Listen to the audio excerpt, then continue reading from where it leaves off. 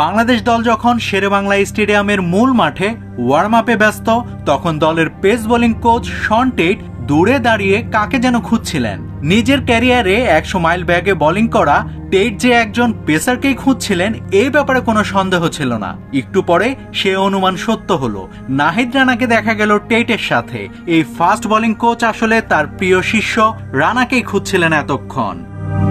TET রানাকে পেয়েছেন জাতীয় দলে এসে, এরপরেই তিনি রানাকে নিয়ে কাজ শুরু করেছেন।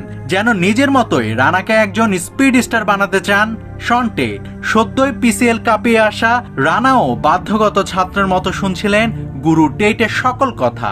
পিএসএল এ এই বাংলাদেশি এক্সপ্রেস রীতিমতো ভয় ধরিয়ে দিয়েছিলেন সকল ব্যাটসম্যানের মাঝে। নিঃসন্দেহে সেই ফর্মটাই নাহিদ রানা টেনে আনতে চাইবেন নিউজিল্যান্ডের বিপক্ষে সিরিজে, আর তাকে আরো ক্ষুরধার করতে তার সাথে আঠার মতো লেগে আছেন coach Shaun Tait. Navid Hasan, Sonali news.